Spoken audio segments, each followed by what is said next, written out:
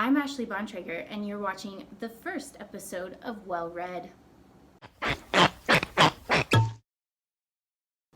Join me for an uncorked review of A Gentleman in Moscow by Amor Towles. Towles.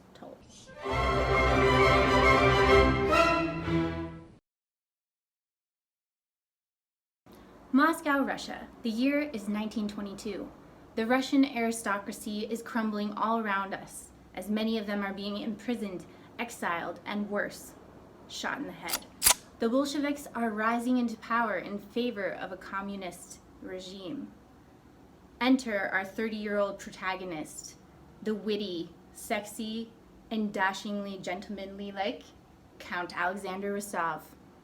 He is no stranger to the finer things in life.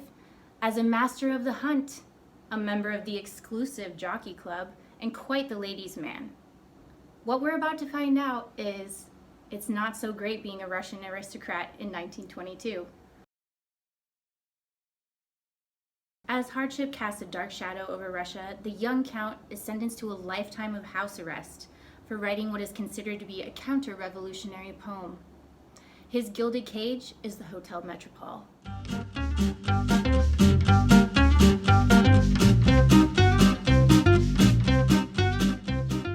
Every great book should be paired with an even better glass of vino. For today's episode, I've selected a wine rich in heritage, one that so happens to be a favorite of our main character, the Count. It is a Chateauneuf-du-Pape. And yes, I had to practice saying that a lot of times to get it right. Chateauneuf-du-Pape is a region before it is a wine. It actually literally translates as the New Castle of the Pope. In the 14th century, the Pope was relocated to a charming village in the south of France. The name and region, Chateauneuf-du-Pape. And so, thus, any wines from that region come with that name. And this particular wine that I've selected is a 2017 Crous St. Martin. I've actually never had a Chateauneuf-du-Pape. I wish I could swirl it, but I don't have a table to swirl it on. But it has a lot of white pepper, blackberries, cherry. I would say it has a delicate spice. And the reason I chose it, besides the fact that it's one of the wines that the Count drinks in the novel that we are discussing, but also because it is stylish and it has like a hint of sexy, kind of like our Count. And it respects all that's vintage. This is a type of wine that's been around for centuries. It doesn't get a lot of attention out there, probably not until like the 1980s, late 1980s, and now it's getting a lot more attention as a wine, and I'm really excited because it is really, really dang good.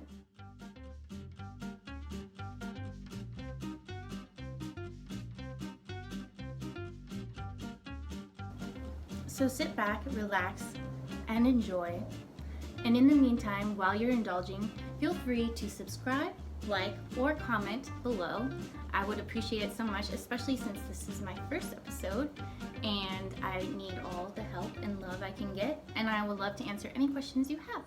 Let's get started. Salut, Count. Or I don't know how they say it in Russian. If you know how they say it in Russian, please feel free to say that in the comments below. So back to our noble.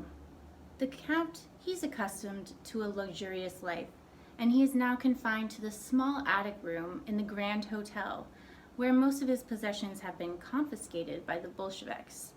He struggles daily trying to find a purpose as a gentleman living in a small place. Yet the people coming and going offer lots of moments for him to realize that life is truly worth living. In the Count's 3-decade-long confinement, he befriends the chefs, the hotel doormen, the seamstresses, the bartenders, and many of the hotel guests.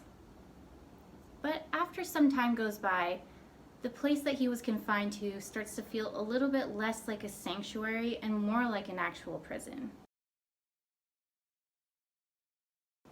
As he maneuvers his way through these instances, he discovers someone that doesn't like him, one of the few people. This man he cleverly names the Bishop. The Bishop, he has no time for him. Why? because he just doesn't have what it takes to be a gentleman. To alleviate his boredom, he befriends this tiny girl named Nina. And when I say tiny, it's because I think she's 8 or 9 years old when he meets her and befriends her in the hotel. I really like this part of the book because I feel like it shows a fatherly side of the Count, even though he's still quite young when he meets her. And because he's confined to this hotel, he doesn't get your stereotypical family lifestyle. But in befriending this little girl, it's almost like he becomes an adopted father, which I really thought was cute. The Count has a fear of becoming insignificant as he struggles to reconcile the Russia of yore with the new Russia that is emerging. He cleverly maneuvers his way through decades of instances where he could be caught for saying or doing the wrong thing in an era where, well, they murdered you if they didn't like what you said. You know, when you read a book and you wish the character was alive so that you could just hang out with them, I really felt that way in this book, and I think that's just because the author is so illustrative with the way that he introduces his characters. I think as human beings we forget that such simple things bring us joy, and that's what this author does so well. He takes those simple human interactions and those simple interactions with our five senses, and he just brings them to the forefront.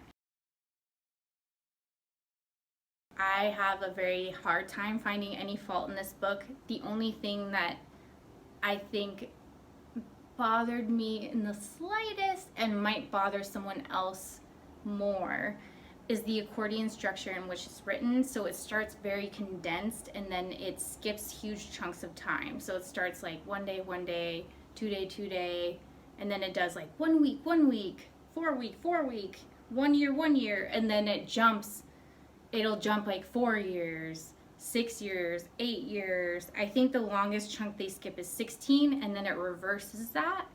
And so there were moments, especially when it was at the point where it skipped a larger chunk of time, where I felt like a little tiny bit jarred, like as a reader, where I was like, wait, where am I?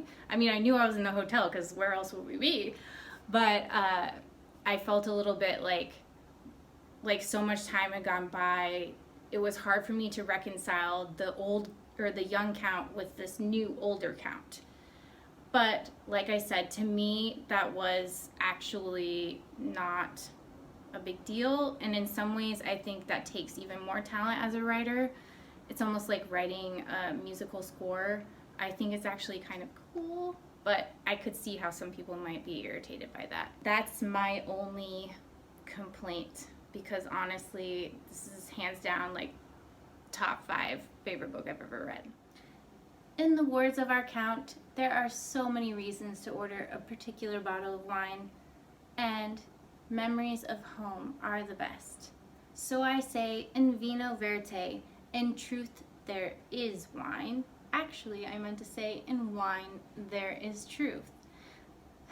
That's what happens when you drink wine on an empty stomach. I hoped you found this truthful and honest review of A Gentleman in Moscow to be as filling as I did. I will see you in the next episode of Well Read. I'm Ashley Bontrager.